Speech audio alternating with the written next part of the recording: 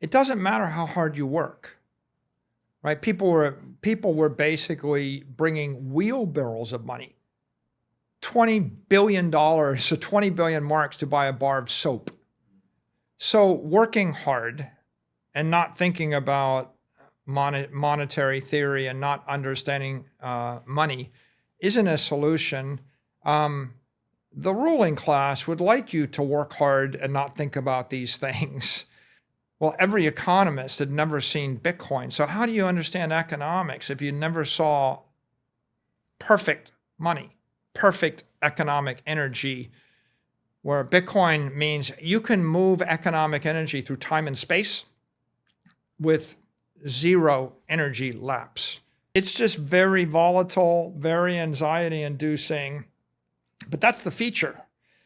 That's what makes it interesting. And that's because it's generating a 24/7, 365 news cycle. It's sucking all the oxygen out of the room. It's the most interesting thing in the world.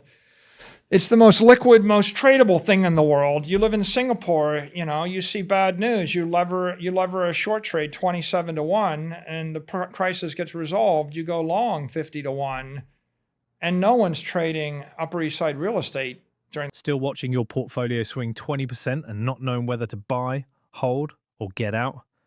You're not alone. Most people in crypto are just reacting. Very few are actually reading the market. This channel is for the ones who want to read it. Bitcoin, macro, on-chain data, institutional moves. We cover what actually drives price. Sharp analysis, no noise. If you're serious about this market, subscribe and turn on notifications. You don't want to miss what's coming. Michael Saylor spent most of his career doing exactly what he tells you not to do. He worked hard, he built one great company, then tried to build 10 more.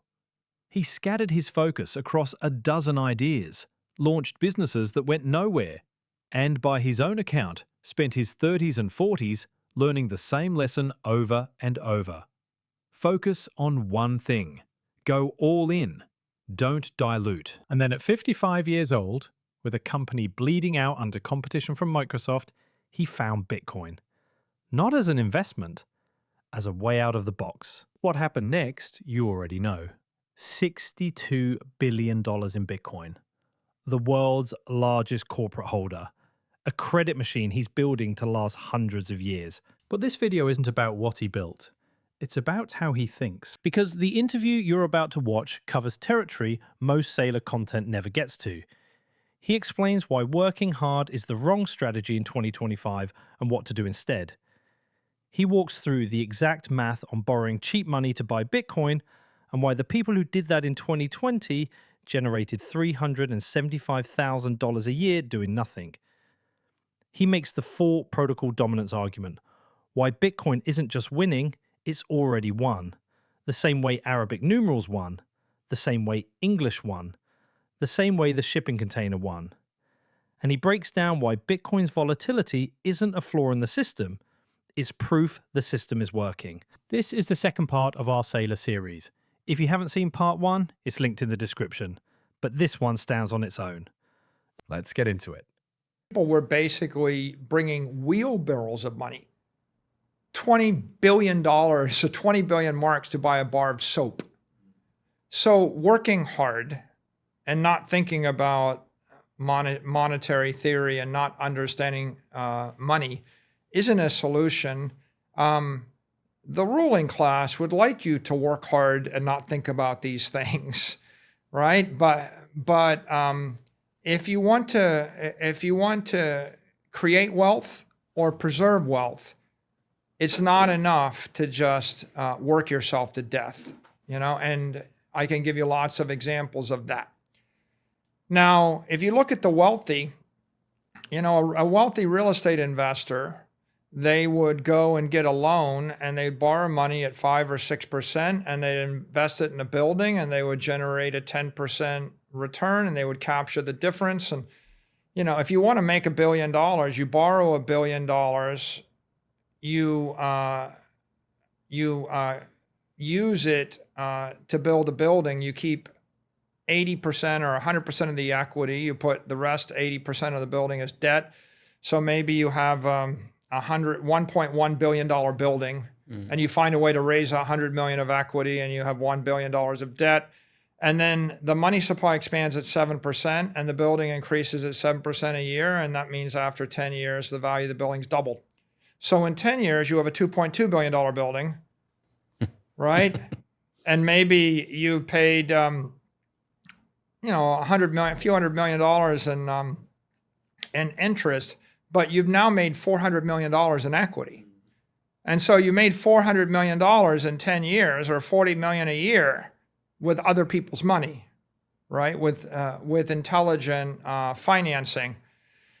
Every real estate developer who's ever been successful anywhere that you've read about used debt financing to do that. It's almost never an example where you see someone that says, oh yeah, I just kind of used equity and I just paid for it with my own money.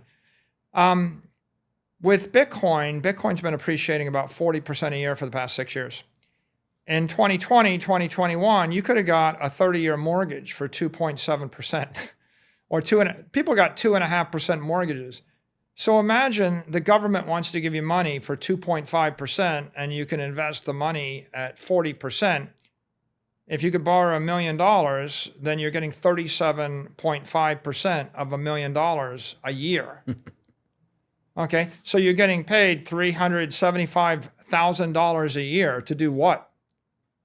To borrow money from the government and buy a scarce asset. Okay, so how many people can make $375,000 a year after tax? How hard do you think you have to work, right? You have to make $700,000 a year in New York or $800,000 a year in New York. So you can either work yourself very hard to make the money, or you can be an intelligent financier, and the government just gave you that. And the world's full of examples of this. Another example, like if you lived in Argentina, the peso went from 1 peso to the dollar to 1,000 pesos to the dollar over like 20 years. So if you had $1 million and you kept it in pesos, right, you would have lost 99.9% of your money. So your million becomes $1,000. You managed to take $1 million with the pesos and make it $1,000. Or if you just converted your pesos to dollars, swap the collapsing currency for the stronger currency, you've got $1 million, which looks like it appreciated, by a factor of 1,000 in local terms. So oftentimes financial intelligence consists of trading the weaker capital asset for the stronger capital asset. And there are a lot of people that look like geniuses, in South America, and people say, well, what's your strategy? Oh yeah, I just bought US dollar assets. It's like you go to Miami, all these apartments, they're like owned by Venezuelans and Argentinians and Brazilians. They're like, what are they doing? They're converting their local currency to a US dollar asset. And they're not really they may make money on the real estate investment, they may not, but they're making a huge amount of money by avoiding the currency debasement in a weaker currency. So I think generally the idea is you want to have a lot of assets. You want to invest your assets in a very strong capital that's appreciating. And then if you have access to cheap credit, right, cheap mortgages, subsidized credit, something like that, then you can avail yourself of that. And that's like a leverage buyout, or that's just like leverage property development. And if you're not using cheap credit, then you're just working hard. And working hard is difficult because you have to get paid. You have to get 7% more after tax each year to keep up, to just stay constant, right? You're running on a treadmill. And the problem is, say you get a 10% raise each year. Well, the tax rate, the tax bracket you're in keeps going up. You're getting taxed on that income. So I guess if you can basically hold your standard of living by getting paid 10% more each year, but that's a real, rat race. Or what you can do is you can buy an asset that's just going to be 7% more valuable or 15% more valuable, or with Bitcoin 30 or 40% more valuable every year while you do nothing. It's like, do you want to be 7% richer every year by doing nothing, or do you want to work 10% harder every year to not make any money, to not be richer? Right? Which of those two do you want? The one is an operating business, by the way. An operating business has to work 10% harder to stand still. A property business gets 7 to 10% richer doing nothing. And so you can see you can compound your wealth much more when you're asset rich than when you're asset intensive versus labor intensive. I lived through seeing our stock go to $333 a share, and I watched it go to 42 cents.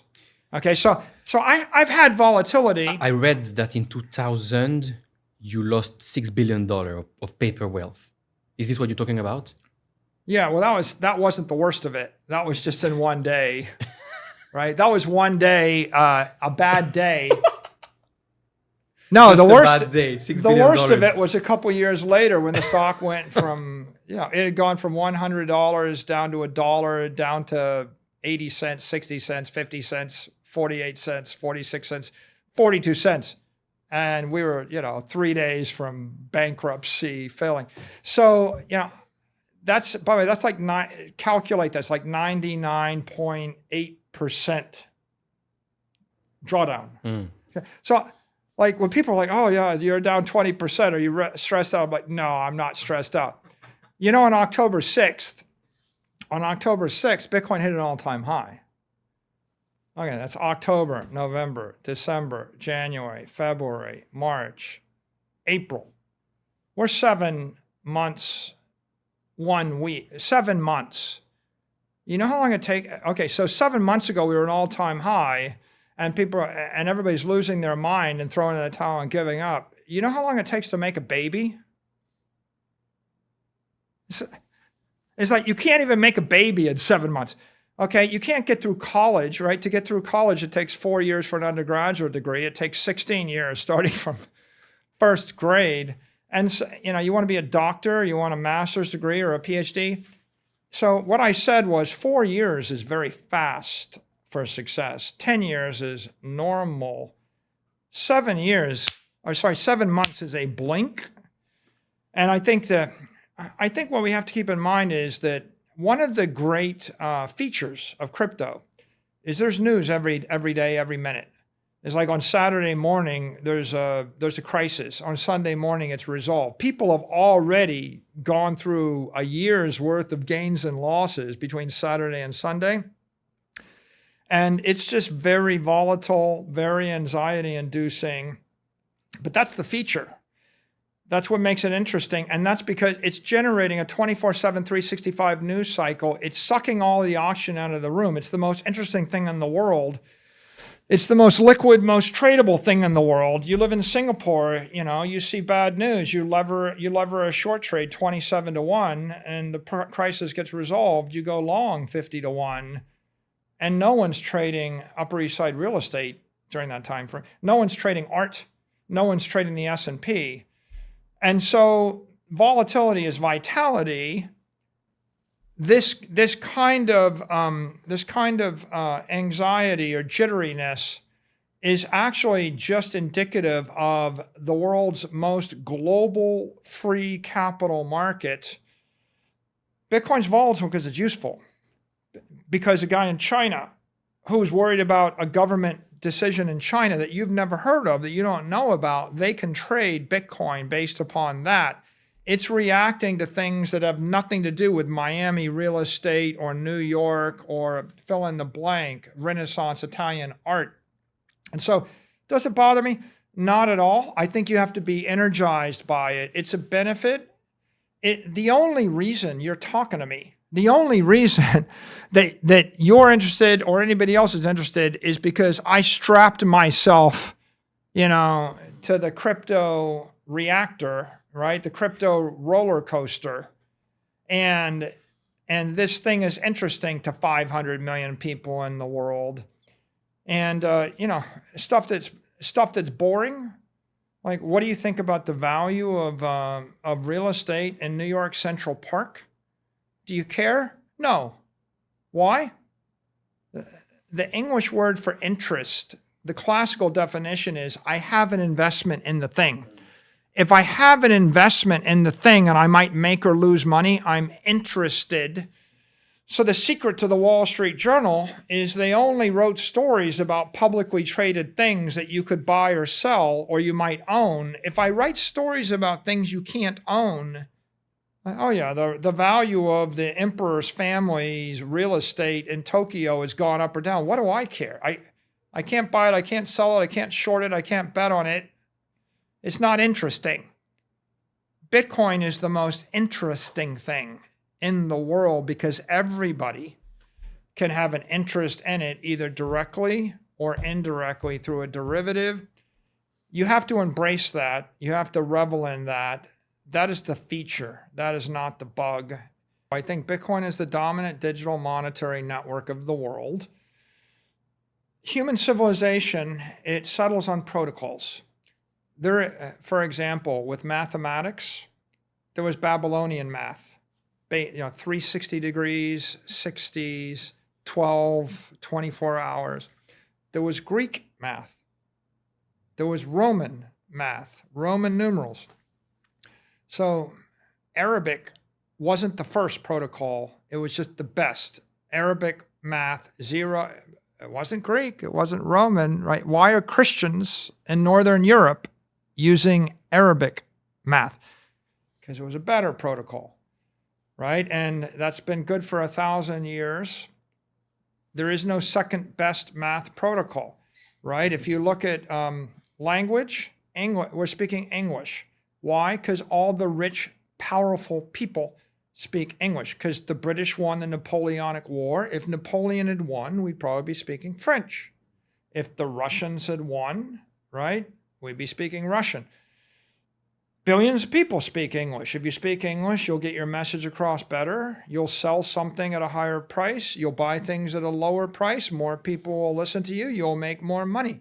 There is no second best language. It's the best language. That's why this podcast is in English, even though my mother tongue is definitely not English. It is what it is.